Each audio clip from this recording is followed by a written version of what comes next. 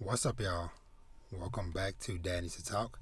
I am your host, Robert, aka Father of Vash, and we are back for another episode of Sakugan with episode 3 titled Brains and Hearts. So, yeah, we are off following Gagumber and Mimipu as they begin their adventure, but before we get to that, as always, if you're not already, make sure you subscribe to the channel and all that fun stuff.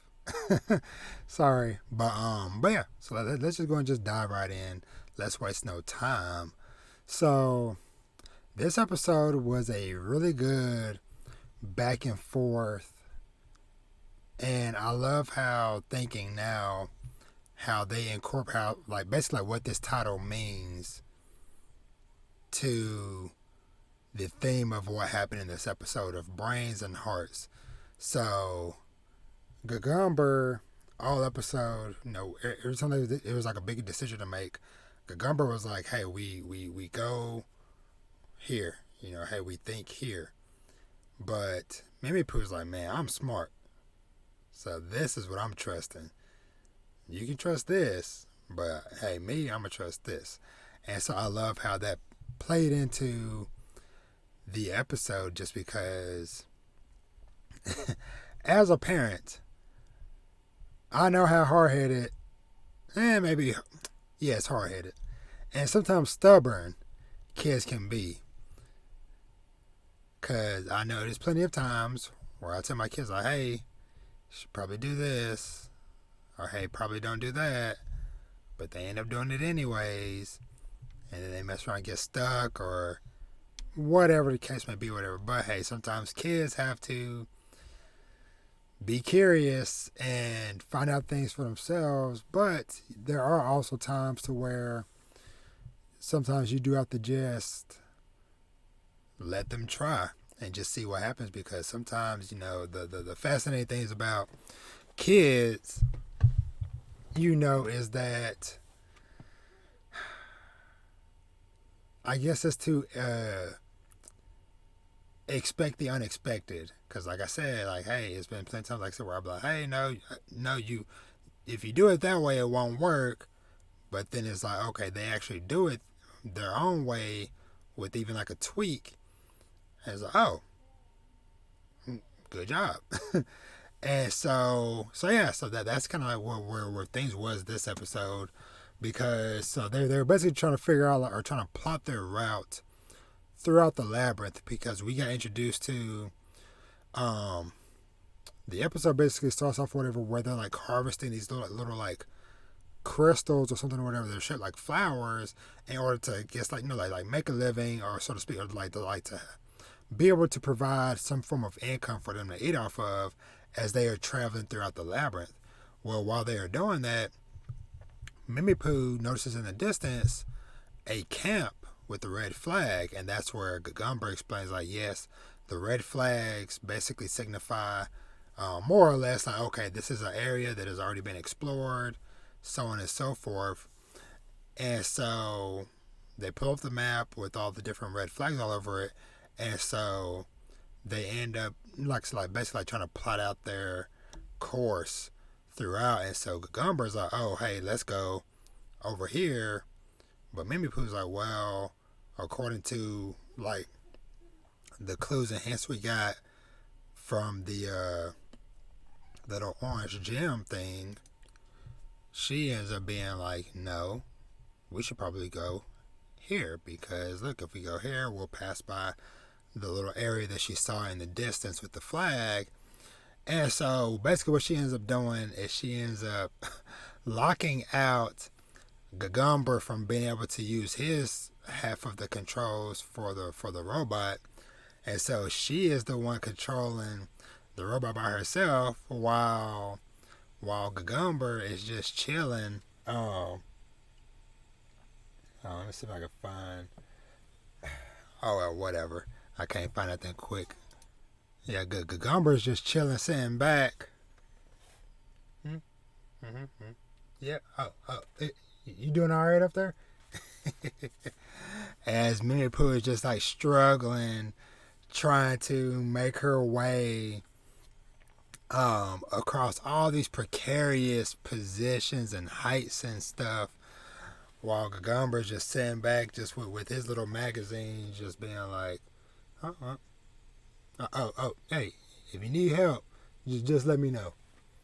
And so that was just kind of funny. Just of course, just hey, father daughter, just banter back and forth. But we have a couple moments to where, so she eventually gets them there to the little camp. They set up camp, and so they're charging up the robots, eating their cups of noodles, having a good old time. But then there's like a mini quake that comes through, and so basically, Gagumber goes into parent mode. Basically, is what I'm gonna call it, to where he's basically being like super cautious with her. And he's like, hey, we're not gonna stay here long. Let's just rest up, get some sleep real quick before we need to head out and keep moving. And so she's like, rest? Like, what? Why we need to rest, whatever? And so Gagumber, he's in the tent, lay down, going to sleep. She ends up still like trying to research and do different stuff, whatever. And she's like being like a kid, as a kid does, being like, I'm not tired. I'm not tired. I'm not tired.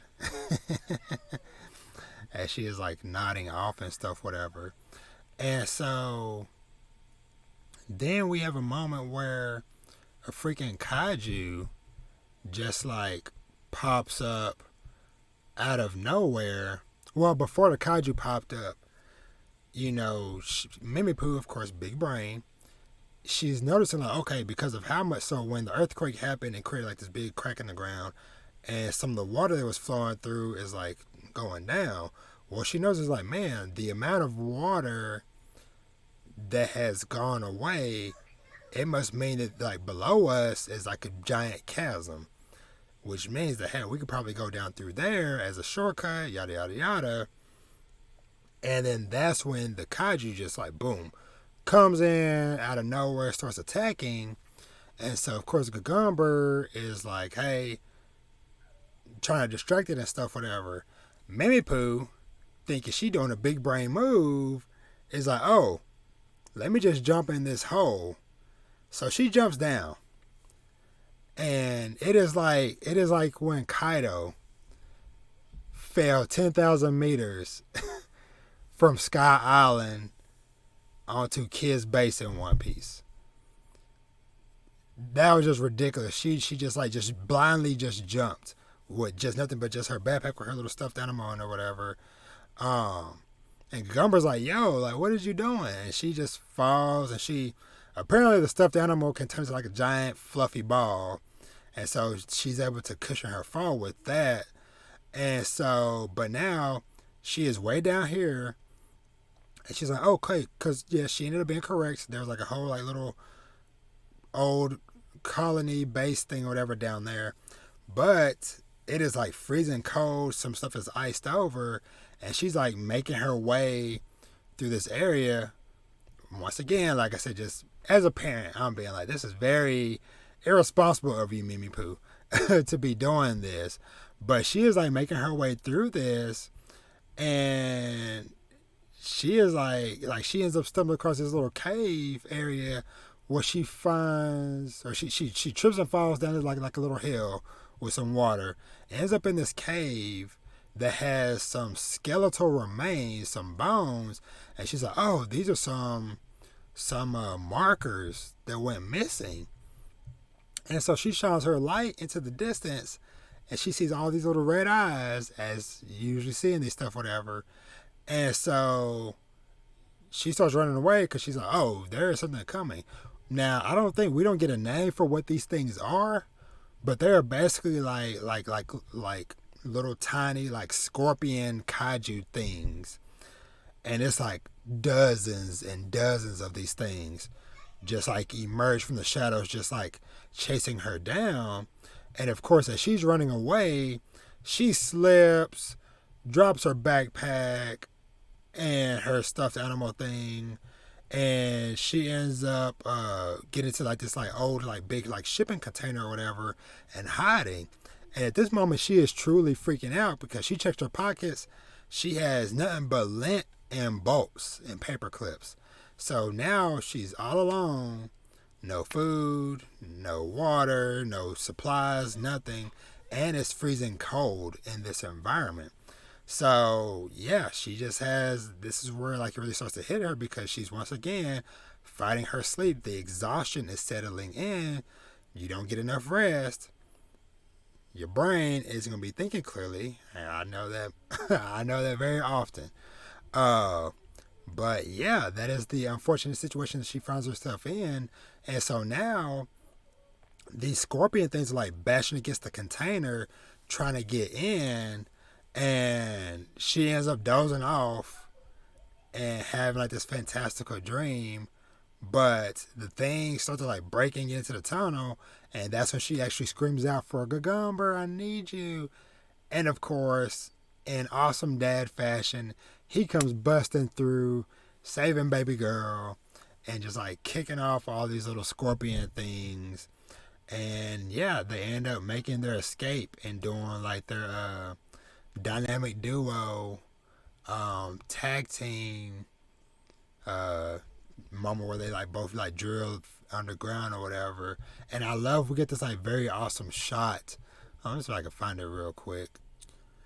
This awesome shot I loved of just like when he got rid of all the bugs and he just like breaks open the doors to the little shipping container to get her, and then yeah, then they bust out of there and they end up getting like I said, like digging through and coming out the other end, and they end up at like the entrance for the next colony. But then they are greeted by a voice saying, basically like being like oh you know, whatever ID number, blah blah blah, Gagumber, the hero that fought off the kaiju at what was it, a Pinion colony, and then other ID number, blah blah blah. Mimi Pooh, the young genius, basically who graduated from college at a young age, and it's like, oh, it's very awesome, you know, to meet y'all. But it's unfortunate.